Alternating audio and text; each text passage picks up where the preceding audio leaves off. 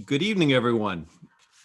I'm Chris Freilich, and I'm a partner at First Round Capital, and I'm a member and supporter of the World Affairs Council of Philadelphia. I'm delighted to welcome everyone here this evening because tonight's topic is a really crucial one, and it's a really difficult one in these times.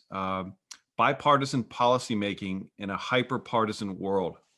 I'm involved with an organization called No Labels that really supports that idea of solving problems and getting things done on a bipartisan basis. And I'm really pleased that both of our guest speakers and our moderator are very big parts of that effort. It's increasingly rare to have members of different parties in the same venue talking about what can be done together instead of attacking each other. And I'm really proud that two of our local members of Congress are willing to do that here tonight, and I'm proud to be a supporter and to know both of them. So now I'd like to turn it over to Lauren Swartz, President and CEO of the World Affairs Council of Philadelphia, to introduce tonight's guests. Lauren? Thank you so much, Chris. We sincerely appreciate the support and partnership of members like you who help the World Affairs Council of Philadelphia bring dynamic and engaging, and in this case, unique bipartisan programs on public policy and global affairs to our podium, albeit a virtual one. Tonight's webinar is part of an ongoing series of programming at the Council titled the Liberty Series, which is supported by the Paul E. Kelly Foundation.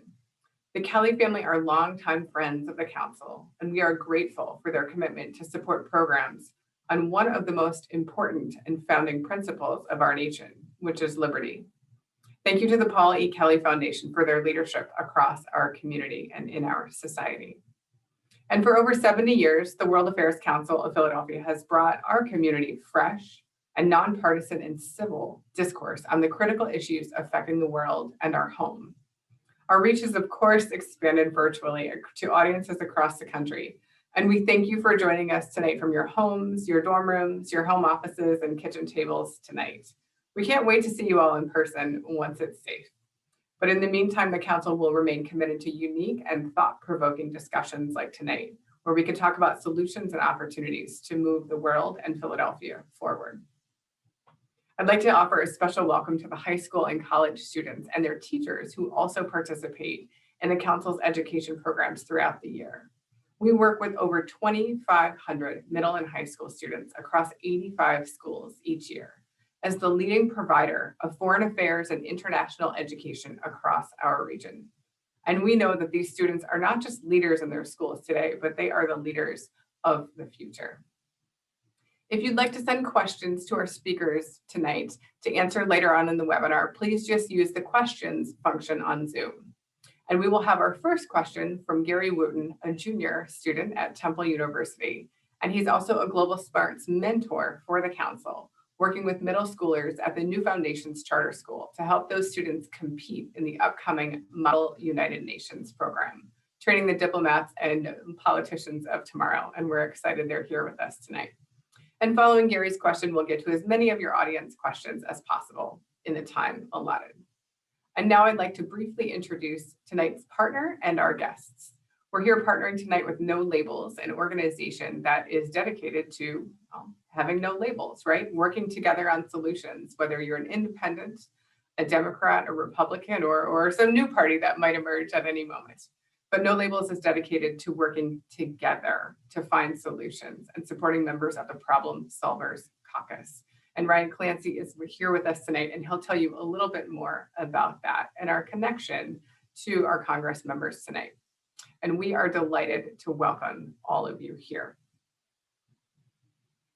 Congressman Chrissy Houlahan and Congressman Brian Fitzpatrick have joined us in a bipartisan discussion on solutions.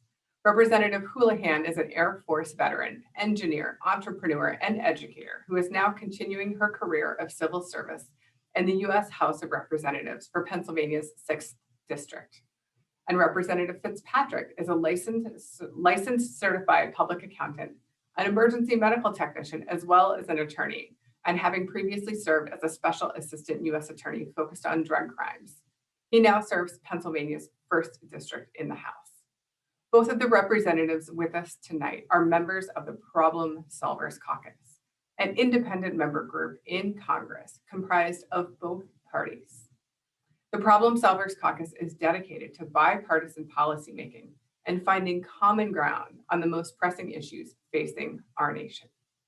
I'm happy to turn it over to Ryan Clancy now, the Chief Strategist at No Labels, to help us get our conversation underway tonight. Ryan, to you. Thank you so much, Lauren. And thank you all for joining us tonight. And before we get going with Congresswoman Houlahan and Congressman Fitzpatrick, just expand a little bit on what Lauren said. She described No Labels' mission really well. We are trying to get Democrats and Republicans together to solve problems together. We've been at this for a decade. I think when we started it, we thought it was important. I think now we feel like it's almost existential, that if we as a country don't find our way out of this cycle in which we are increasingly not just seeing one another as political opponents to be debated, but as enemies to be destroyed, there is no way that ends well. And so we are very grateful that we have leaders like Congresswoman Houlahan and Fitzpatrick who are willing to rise above that and try to work together. As Lauren mentioned, this Problem Solvers Caucus, of which they, the members themselves, created, but No Labels is so proud to be a supporter on the outside, not only of this group, but on leaders in the Senate as well, who embody this kind of politics and this kind of leadership, which we believe is so essential. So to kick it off, I'd love to just hear some opening remarks from Congresswoman Houlahan, and then we'll go to Congressman Fitzpatrick, and we'll kick off our discussion. Congresswoman? Thanks, Ryan. And hey, Brian, it's really a nice pleasure to be here with you guys tonight. Really appreciate very much the tone and tenor and purpose of the conversation for all of the reasons, Ryan, that you've outlined, as well as Lauren. For those who don't know me, my name is Chrissy. I represent a community just outside of Philadelphia in the western suburbs of Philadelphia, the 6th Congressional District. So it's all of Chester County and the lower parts of Berks County, to give you some perspective. Lauren mentioned a little bit about my background, but prior to serving in Congress, I served as an Air Force engineer. I also have been an entrepreneur in our community, running and growing, of all things, basketball apparel and footwear companies and companies that focus on early childhood literacy. I've been a Teach for America person teaching chemistry in Northeast Philadelphia. And so if all of that doesn't make any sense, it does for this conversation. Because when I look at my life, the common thread of all of those really strange and disparate things is service to me. In my family, we like to always ask ourselves, what is our highest and best use? I come from a military family. My dad and my grandfather served full careers in the military, and I have several cousins who are still active duty, and my brother served in the Army. So you try to figure out how to serve. What is your highest and best use for your community, in this case, for your Commonwealth and for your country? So when we are having conversations like we're having this evening about bipartisanship and what it means to be bipartisan, for me, it's more about working towards that common goal. For me, it's more about the mission alignment and purpose, because we absolutely, as Ryan mentioned, have to work together. It is an existential threat. It's one of the biggest reasons why I decided to run for office, is my incredible concern for our country and for its future. A little bit of other background about me is I come not only from a military family, but one Democrat and one Republican parent. And they together went to the polls year after year and canceled each other's votes out and came home and had dinner every single time there was an election. My community is a very similar place. My community is 40% Democrat, 40% Republican, and 20% independent. And so I really think of the place that I represent and that I serve as a very purple place that's looking for pragmatic leaders, that's looking for people to put their politics aside and to roll up their sleeves and to just get things done in service. So this is not rocket science, in my opinion, but it seems to be something that's a lost art form in Washington, D.C. And so that is where I'll end my opening remarks, which is to say, and where this circles back around to is not just service and mission, but it's also, as Ryan and Lauren also alluded to, is something that's really been lost in everywhere, but particularly in the halls of Congress, is civility and decency.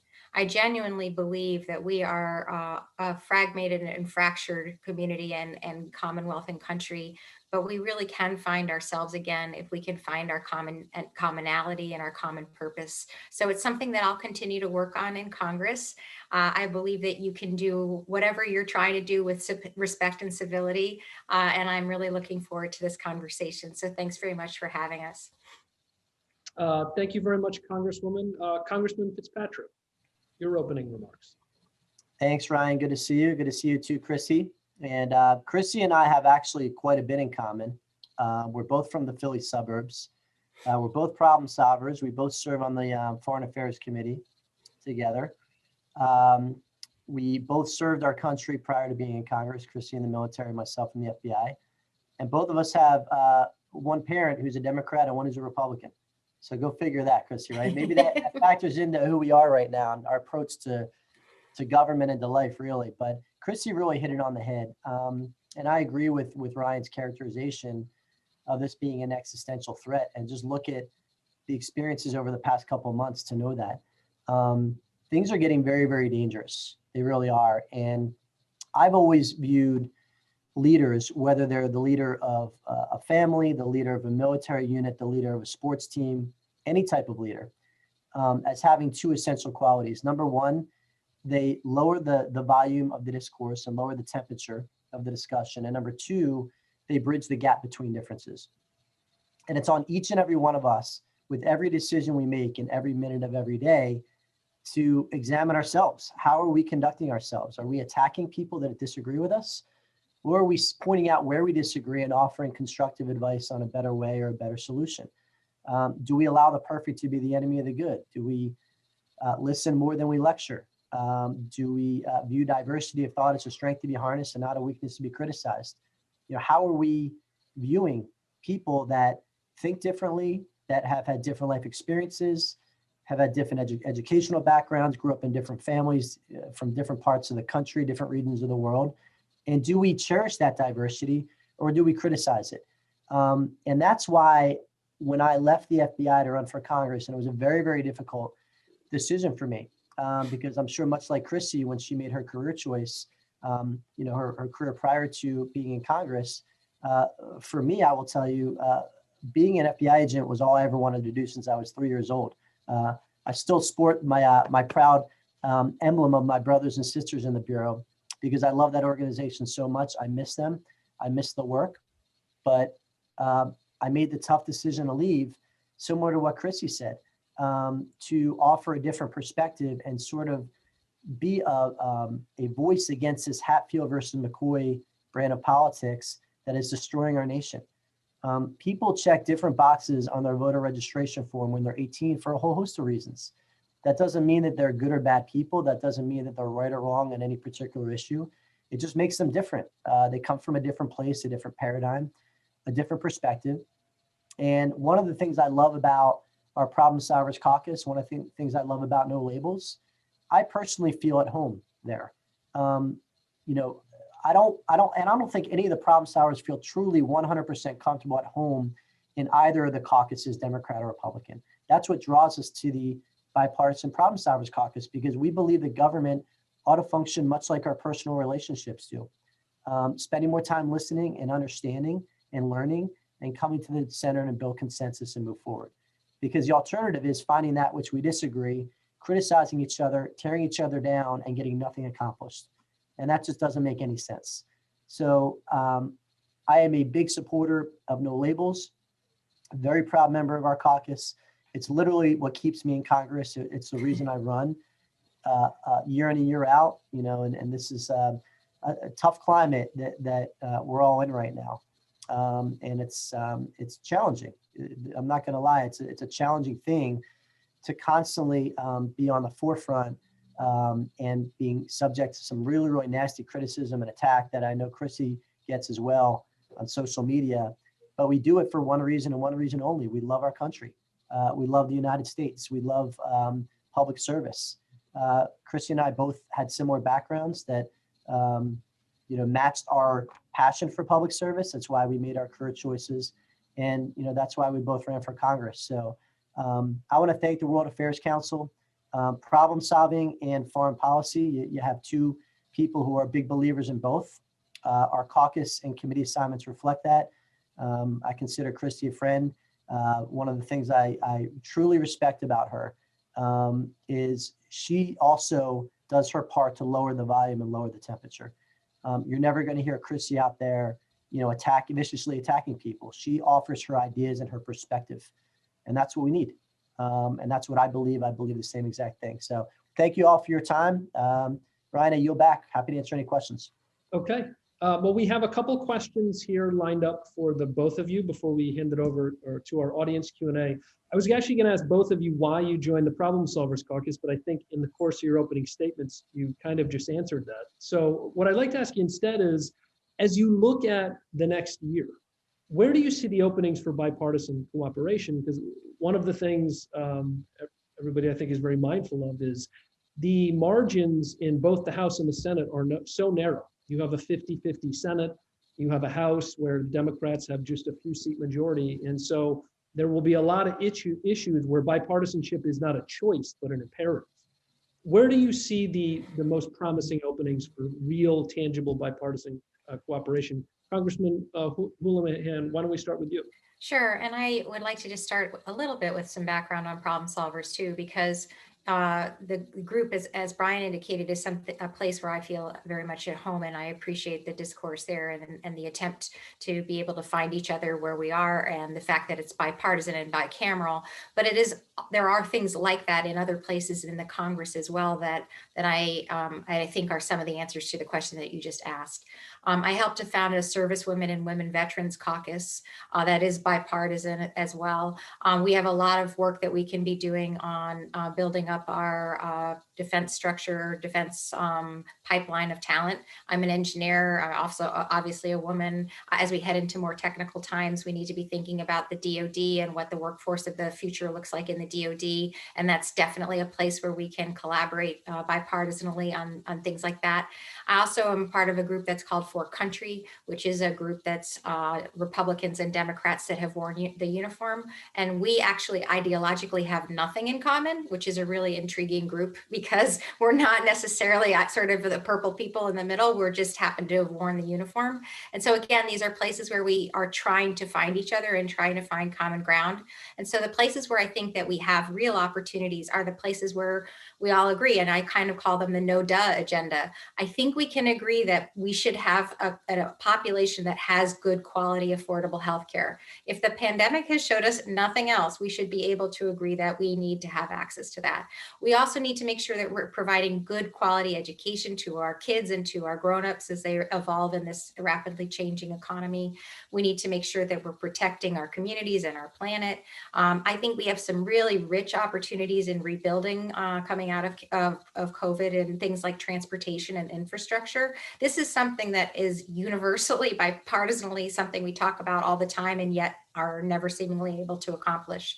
One particular example of this might be I just introduced with another problem solver, Rep. Balderson, a bill that focuses on entrepreneurism and being able to provide seed capital through various organizations and programs in our government, but being able to provide that seed capital in a more efficient way with more rapid timelines and with the ability to help those entrepreneurs not only innovate and have great ideas, but commercialize and market them and have patent access more rapidly. So those are some of the things that I think that we can be working on, is focusing on the no duh stuff that we can all agree on. Thank you. Congressman, for you, I mean, what is your no duh bipartisan list of things that we should be able to get to yes on? Transportation and infrastructure for sure. And I think that's going to be the most logical starting place. Much of the bills that we passed thus far pertaining to COVID were relief. They were not stimulus. I think all of us agree that we need some kind of true job creating package, and transportation infrastructure, one of the committees that I sit on, it's a very bipartisan item. It's sorely needed right now, not just things you can see like roads and schools and bridges, but things you can't see like subterranean water piping, IT infrastructure, the electrical grid. The one thing about infrastructure that's very unique, I believe, it's a national security issue, it's an economic issue, it's a public safety issue, all rolled into one. And I think that it's clearly recognized as something that's very much needed in our country. And it also doubles as a stimulus bill at a time when interest rates are next to zero. This would be a great time, and we need to pass a stimulus bill because of COVID. Would be a great starting point. But you're going to see a lot of individual items come through. Chrissy mentioned a few that she's working on. There is no shortage of need out there, that's for sure. One thing that I've always been very passionate about is the fight against pediatric cancer. It's something that I hope that I can really have a positive impact with the one bill we have, Fairness to Kids with Cancer, which recalibrates the formula for the percent of CDC and NIH and National Cancer Institute funding for pediatric cancer versus some other forms of cancer. Sure. There are some cancer forms, DIPG is one example. It's a brain tumor that primarily afflicts young children that has a 0% survival rate. Neil Armstrong's daughter passed away from this in the early 60s, and we still essentially use the same exact medical protocol today as we did in the early 60s, and that's unacceptable. And that there's nothing more painful than seeing a family and a child struggle together through such an awful diagnosis. So that's something that's important to me. As far as the bigger items, as far as dollar amounts go, clearly things that are going to help us get through this pandemic are very, very important. I think infrastructure is going to play a huge role in that. Okay, great. That's very, very helpful to know. Speaking of the COVID relief, which, as I think most people on the call know, a major relief package is working its way through Congress. One question I had, though, is the problem solvers, along with their Senate allies, really played the lead role in shaping and getting past the $900 billion or so COVID relief bill that passed at the end of December. And I think there was some hope that this bill might unfold in a similar fashion. But it does appear to be moving forward, and we know this can change, but with really only support from the Democratic side. I'd love to hear both of your thoughts about the prospects for this bill ending up in a bipartisan way, and what the Problem Solvers is doing right now to shape it in that way. Congresswoman Houlahan, start with you. Sure, and I am a supporter of the President's Rescue Plan, and as Congressman Fitzpatrick was talking about, this is the first part of what I think is at least a two-part plan. One being the rescue, and then being infrastructure and kind of what the stimulus would be.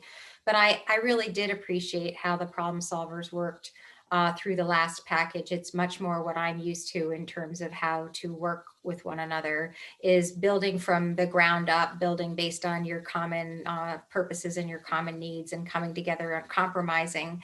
One thing, and I apologize to anybody who's on the phone who's a lawyer, that I've been struck by in Congress is a difference in bargaining and negotiation tactics. And I think it's driven a little bit by the law and a little bit by the kind of folks who've worked their way up, who are in the Congress. But the negotiation strategy is really striking here. It's throwing yourself on both sides of the spectrum, digging in as far right and as far left as you can, with the understanding and full knowledge that you're hoping to eventually come to the middle. I've never seen anything like that in business. This is not the way that you necessarily negotiate effectively in a business setting, rather to, kind of come up with what's reasonable and hopefully create a bigger pie that you're creating together. So I think the Problem Solvers is much more aligned with my other world way of learning how to work with people and work better, which is to work together from the beginning, to build bottom up, to try to find common ground and agreement. I do think that there is still a breadth of opportunity within this bill, that we can still be able to bring some of our leaders from both the House and the Senate together in a more bipartisan way. I think it will work itself out in the Senate. I think you are starting to hear noises coming from the Senate of where the boundaries are. And so I am heartened to see that. But I am also importantly heartened to see that 70% of Americans do support the American Rescue Plan. I think we all really know that we need it. So with that, I'll turn it over to Brian.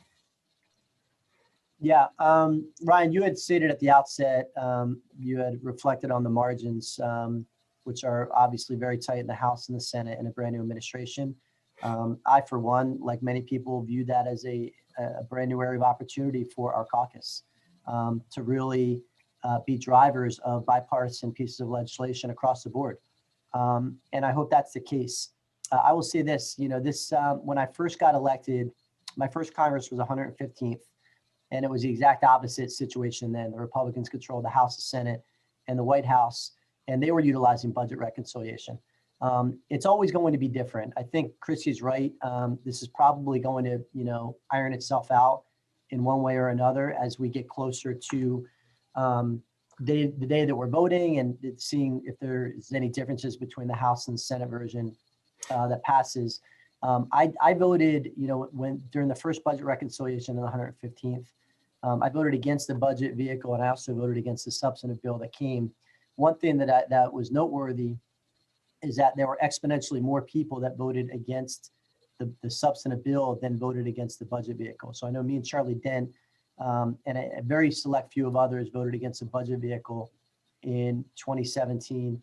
But as it came closer to the vote, more and more members of the GOP caucus were peeling off and not supporting that piece of legislation. One of my many gripes with it, I had a huge problem with the underlying bill to start, but I also didn't like the straight party line approach. The one thing that I learned in the FBI, anytime we had a time-sensitive crime problem, we actively sought to surround the table with people from completely different mindsets, different thoughts, different paradigms, because we weren't, if you're a good agent, you don't think that you have all the answers and you have the best investigative plan and nobody else has anything to offer. We knew that the best solution almost always is going to be a byproduct of best practices that everybody can bring to the table, even if it's just a little bit of input that they can provide. So I hope that's where this goes. We understand there's a lot of pressure for sure, and I totally get that. And there's also an urgent need, as Chrissy said, to get relief to the American people. There's no question about it. My only hope, Ryan, is that, ultimately the final product, and we don't know what that's going to be yet, is something that we can say was a product of some collaboration from both parties, because, at some point, there's going to be these reconciliations only when you have single party control of the House, the Senate, and the White House. That's when that opportunity presents. I just hope that at some point we can just return to a more normal state where, reconciliation may be used as a tool, but we insist on it being bipartisan. And, I hope we can get there, hopefully soon. Gotcha. And one thing just for folks on the call, in case they're not familiar with what this reconciliation concept is, it's a budget vehicle that Congress can use once a year, and I'll spare you all the particulars. The upshot of it, though, is that legislation can move with votes typically just with 50+1 in the Senate, whereas most things need to move with 60. So that's what we're sort of talking about here, and that's how the current COVID reconciliation bill is moving. I want to turn to a question about world affairs, which is appropriate given the name of the forum we're gathering under here. And the question is this: what is your thoughts on the legacy of the United States as a global leader? For decades, the US was the dominant world power, but some argue its influence and importance on the world stage has waned in recent years. And in fact, this past year during the Singapore summit, experts debated whether a leaderless and divided world could become the new normal, or whether the US could reestablish itself as the dominant power within a shifting global order. What do each of you think about where the United States is headed here, and whether the 21st century will in fact be the American century like it was the 20th? Congresswoman Houlahan. I think that I can hope that we will continue to be the world leaders that I know that we are. And I am hopeful. This morning, I had the opportunity to be on a conference call. Brian, I don't know if you were on it with the Bundestag, the German Bundestag, you were on it as well, right? Where it was a conversation basically with our peers in Germany about kind of what the world would look like in this new administration, and opening up lines of conversation about COVID and about troops in Germany and a variety of other kinds of things. I really do believe that we are a leading nation, if not the beacon for the world in terms of what we represent, in terms of the values that we've been talking about, the power of our democracy, the importance that we've shown to things like civility and decency and empathy. And I do think that we are entering into what I hope will be a period of being able to rebuild our reputation on the global stage. And that means starting working, as we did this morning, with our allies, containing the pandemic, because I believe that really importantly, this is a global pandemic. And if we don't address that issue, then it's going to be a long time before the US finds its legs here in this country and in the world in general. So I think that that's the challenge, is to try to bring back the sense that I have always had of America being that really open-hearted, open-minded country. We talked a little bit about my dad and being a military guy. He also came here as a 5-year-old refugee from war-torn Poland. He was a survivor of the Holocaust. And so I very much believe in the amazing opportunities that are provided here and the leadership that this country should provide to the world. Thank you. Congressman, your thoughts kind of about America's place in the world at the moment and where we're headed. Yeah, I mean, to the question of do we need to be a world leader? Yes, absolutely. But there's only one way to accomplish that. We have to be a nation that the rest of the world looks up to and respects. And what the world has witnessed over the past many months has not, we have been unbecoming of that, I believe. And we need to restore that. People need to look to the United States of America as a place that they, profoundly respect on all levels. The way we treat each other, the way the parties treat each other, the way we conduct our politics and our government. And we need to get back to that. I think that's incredibly important. But in order to be a world leader, that's not a title that you demand. That's a title that you earn. And it's got to be earned through other countries, having the utmost respect for the way we're conducting ourselves. So I think, and I hope that we really need to get back to that place. There's an awful lot of threats. Chrissy and I serve on, as I mentioned, the Foreign Affairs Committee together. We're going to be tackling a lot of issues.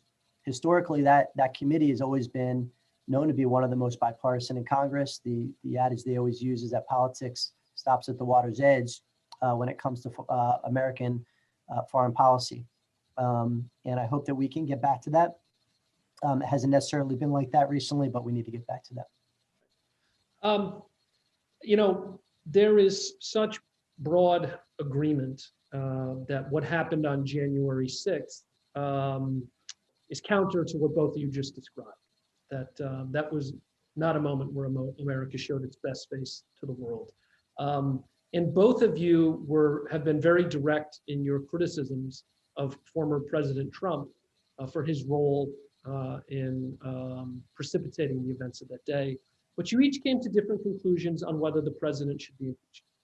And so as the Senate impeachment trial concluded this week, just wanted to hear each of your thoughts as to why you voted as you did on the president's impeachment. Congresswoman Houlahan, let's start with you. Sure. I did vote to impeach the president. I was saddened by the outcome of the Senate trial, but very heartened by the fact that it was the most bipartisan outcome in impeachment history. I very much believe that this situation was problematic, extremely problematic because of the January exception. I believe very much that at any point in time, whenever a president is president, that he or she should be held accountable to his actions. And this was, in my opinion, and based on my vote, beyond the pale and a completely impeachable offense. That being said, I now look forward very much to focusing on moving forward and enacting policies that will be helpful to the American people that are in pain in a lot of different ways from a lot of different reasons, from the pandemic to what we're talking about here. I think the events of January 6th really shook many of us to our cores. So I'm really looking forward to moving on, at this point in time and working on the legislation that we've talked about earlier today. Congressman, your thoughts? Yep.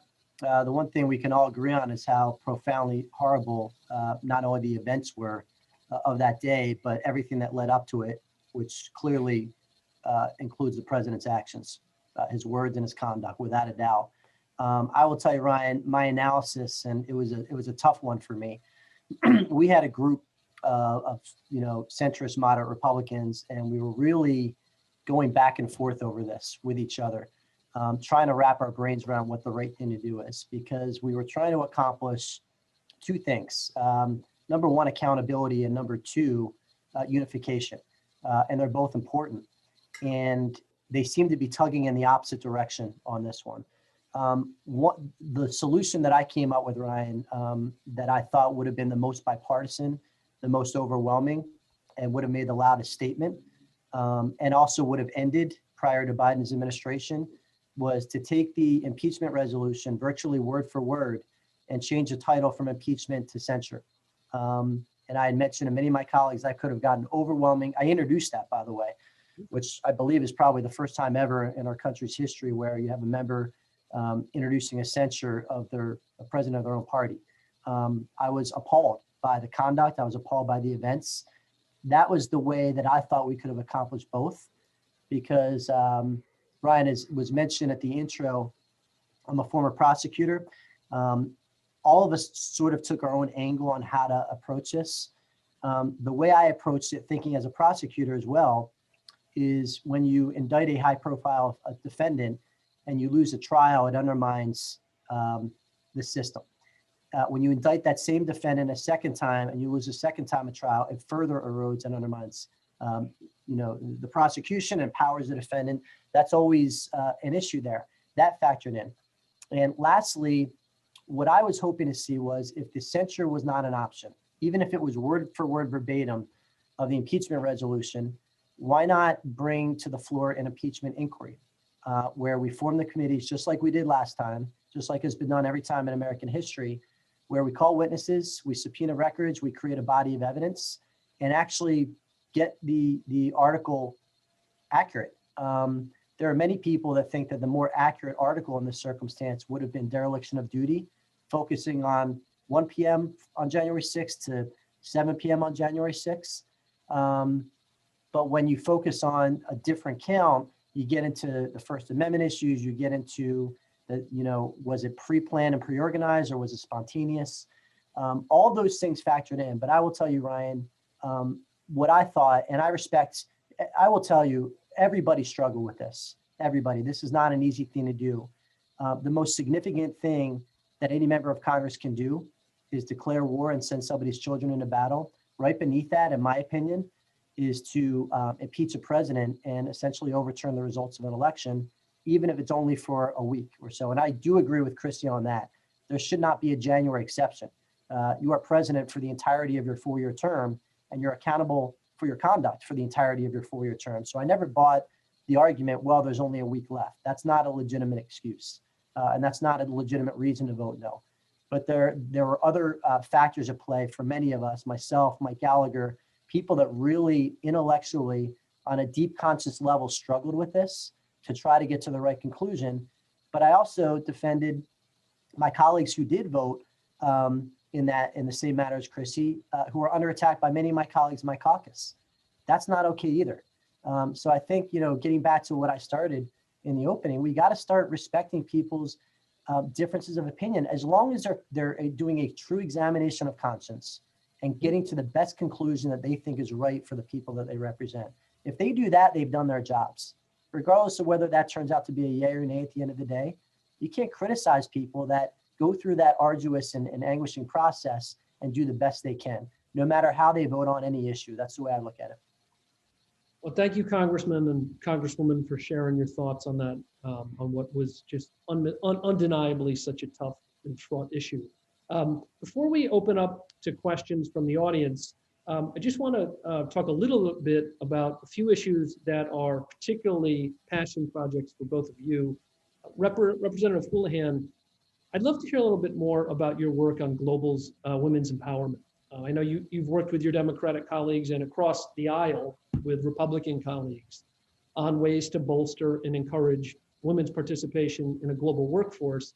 But this pandemic has really reversed a lot of that progress. I mean, especially in the US, where I actually read the other day, women's labor force participation is at the lowest it's been in 3 decades. So can you talk a little bit about how either what's in this current COVID bill you think will help with that, and other policies you want to see moved along to deal with this challenge in the months and year ahead? Sure. It is women's issues are a passion project, but I believe that they should be a passion project for everyone in the same sense that I think that there are no agenda items. I think that not to coin Hillary Clinton here, but women's issues are people issues or human issues. And I think that we are 51% of the population, whether it's domestic or international. And when women are successful and when girls are successful, then families are successful and communities are successful and countries are successful. And so we are working in our office to focus on that, either through the work of the foreign affairs that we've talked a little bit about, and making sure that women and girls and their health concerns are taken care of, women and girls in national security situations are taken care of, because we know if women and girls are participating in making their communities stronger and safer and healthier, then they're less likely to have civil war. They're less likely to be driven out through, migrations of one form or another. So we're working in that area. Domestically, we're working on workforce development, as I mentioned, in the military and in the State Department, to make sure that we have a more diverse and representative military and State Department. And we're also working on issues, and you mentioned the COVID relief package, that are things that have been a long time coming and should be accelerated, particularly now that we understand why they're so important. So parental leave, sick leave, childcare support of one form or another, trying to make sure that we're supporting, again, not just the woman, but the family, to make sure that when we're building back our economy, that we're being more reflective of what we've now seen are the weaknesses of the economy, which is if our kids aren't in school, if our kids aren't in, healthy, supportive environments in childcare, if our families are stressed, then our economy isn't growing, and then we are a less powerful and strong country as a result. Absolutely. Thank you, Congresswoman. Before we get to the Q&A, Representative Fitzpatrick, want to get to an issue we know you're really keen on, which is public lands and conservation. And in fact, you helped introduce the Bipartisan Great American Outdoors Act that passed at the end of last summer, which was a pretty big deal that not a lot of people know about. So would love it if you could talk a little bit more about what was in that bill, what it did, and looking ahead, where are the areas where you see an opportunity to push the ball forward on conservation and climate change? Yeah, the Great American Outdoors Act was a huge accomplishment, which you're right, Ryan, largely went under the radar. I think it was certainly the most significant and most bipartisan environmental accomplishment of my lifetime, perhaps, or certainly of my recent lifetime.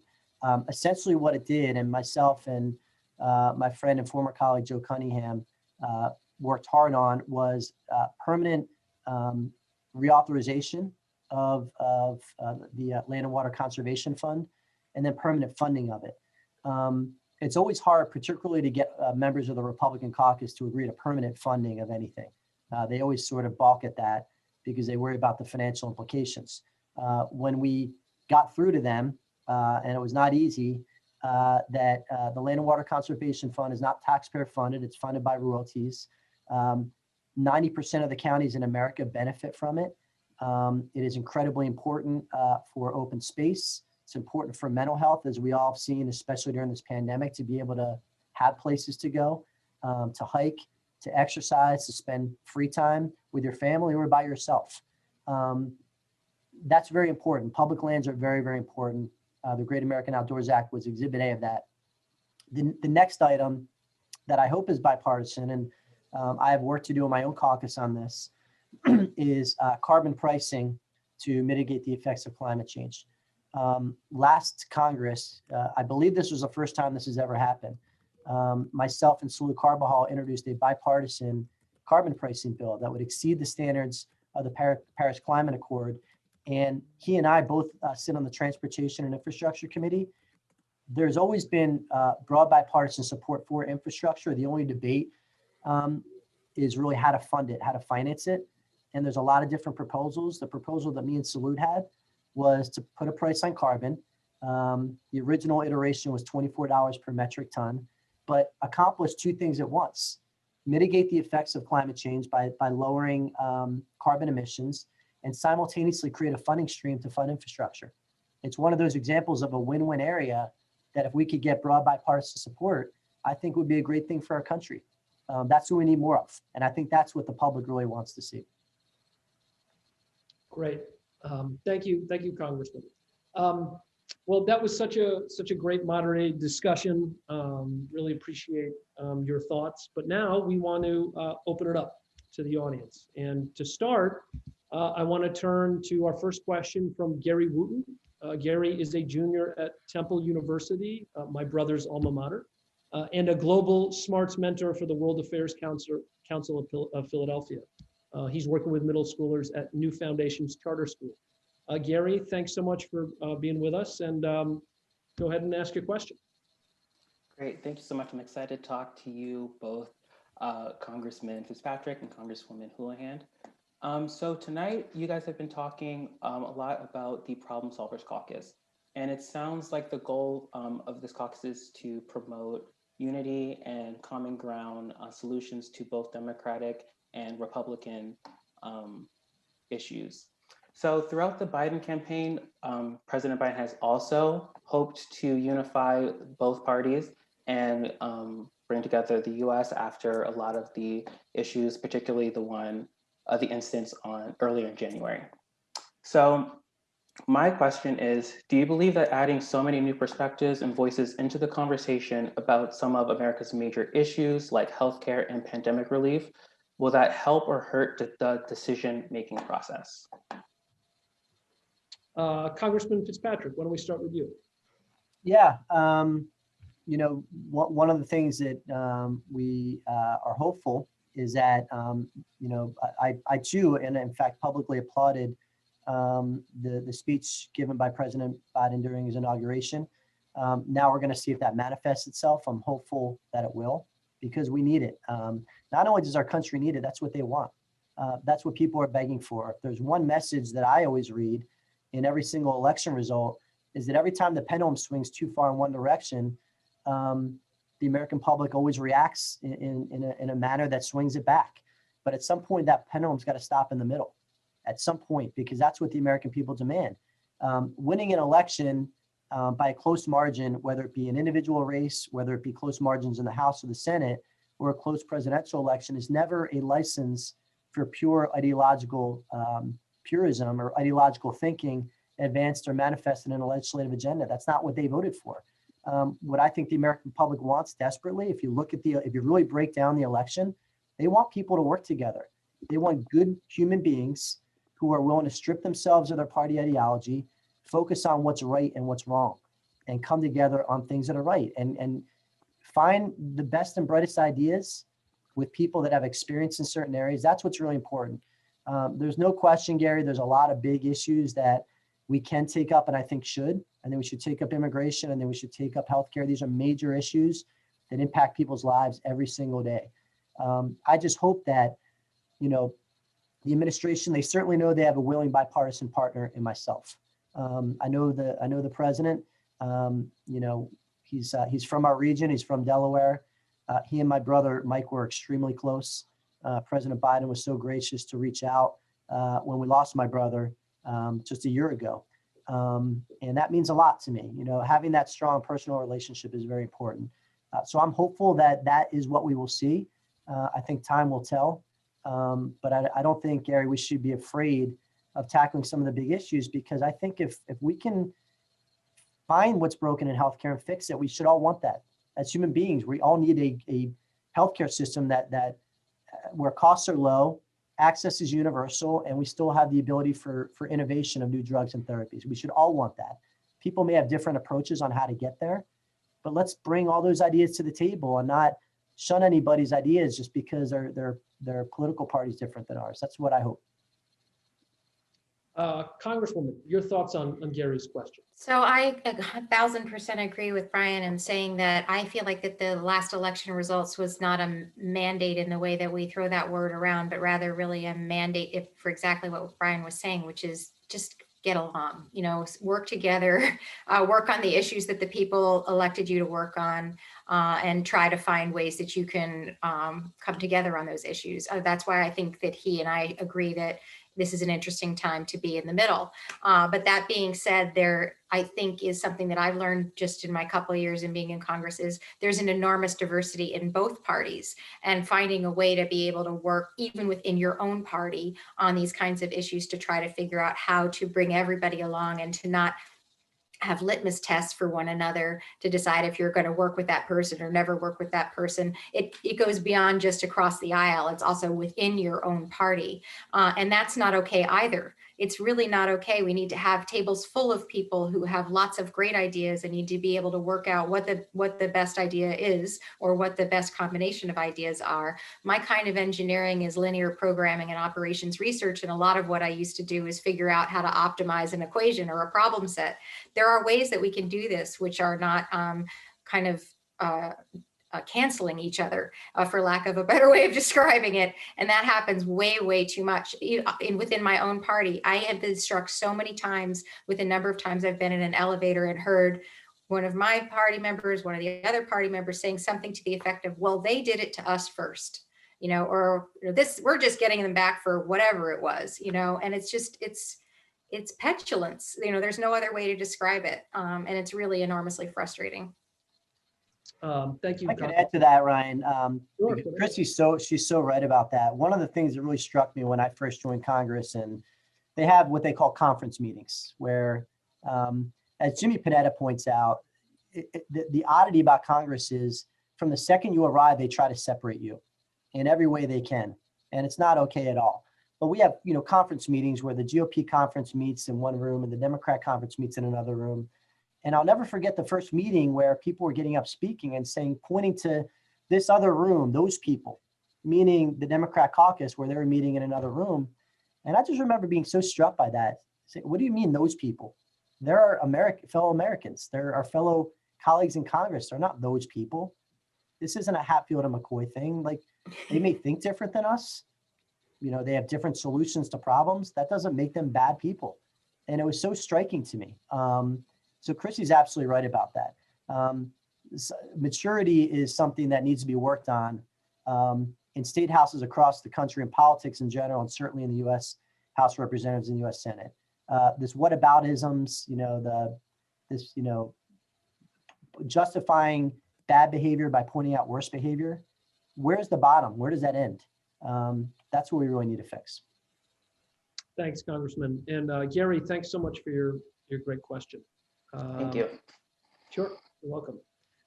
We have a question here from Ardith, and I'll go ahead and ask the question. Ardith's question is about H.R. 1, which is known as the For the People Act. And this is Ardith. She says, the bill would help fix many of the wrongs in government: dark money, voting rights, and gerrymandered voting districts. These are major systemic issues. The bill enjoys broad support among the general public, 60%, 67%, including 56% of Republicans. I think it's a perfect fit for the Problem Solvers Caucus.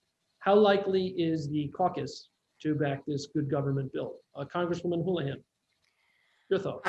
It's a good question. I look forward to hearing what Brian has to add, because I can't remember. Did you vote for HR 1? I think you did, right? You did not? No. Okay. So HR 1 is a really important piece of legislation, and the question is correct in saying that there's a lot of really good stuff in it, and it is very broad. It has all of the things that the person who proposed the question has in it, but it suffers from one of the things that I struggle with as a new member in Congress, which is it's trying to be all the things, all the time.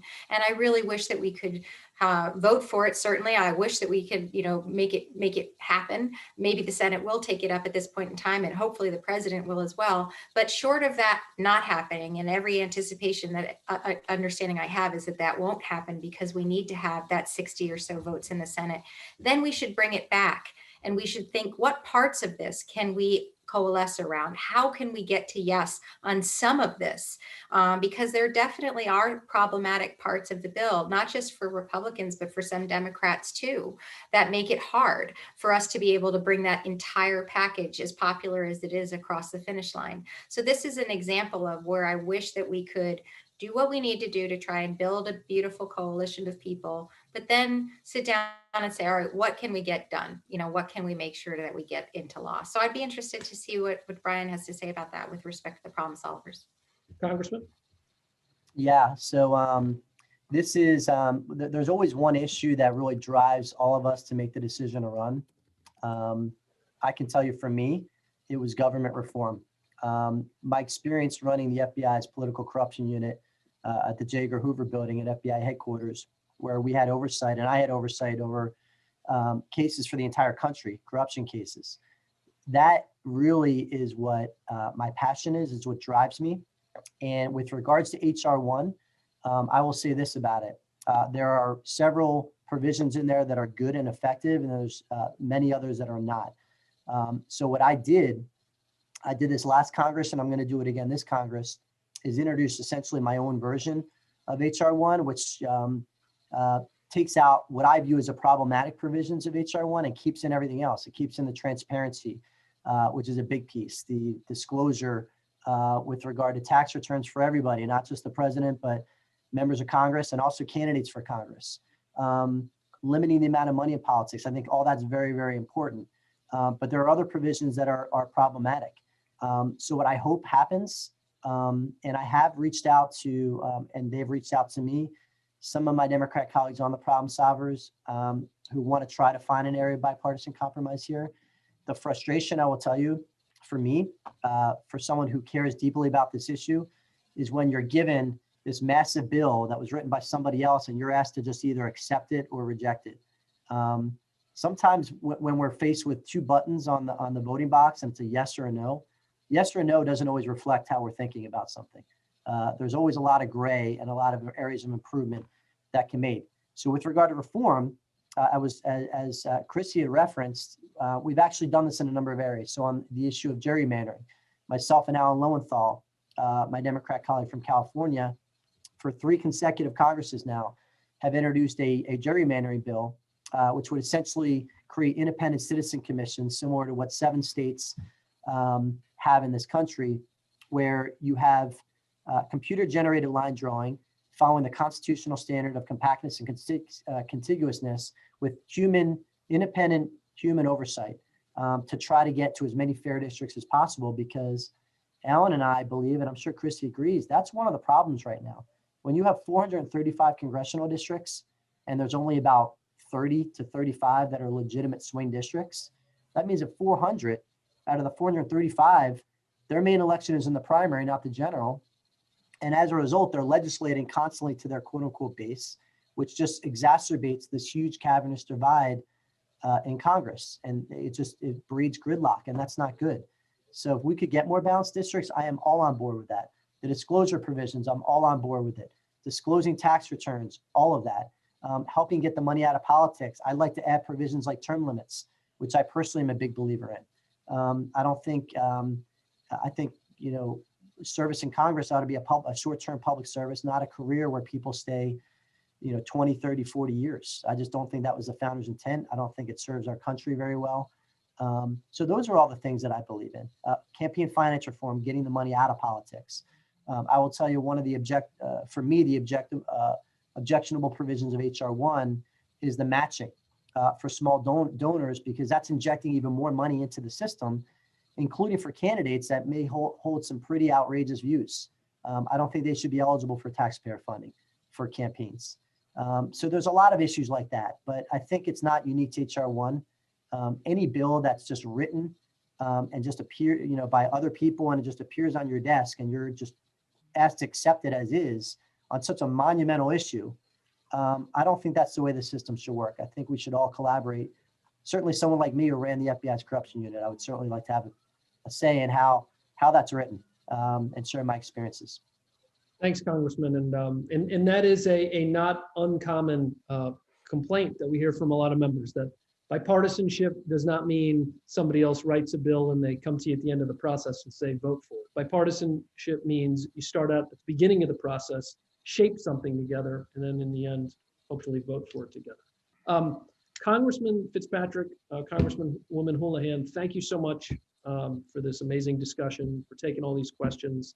I'm going to hand it over now back to Lauren to do our close. Lauren. Right. Thank you, everybody, for a robust discussion. We have so many more questions we didn't have time for, but that's a good sign, right? And we deeply appreciate you sharing your time and insight and willingness to work together with us in a more intimate setting.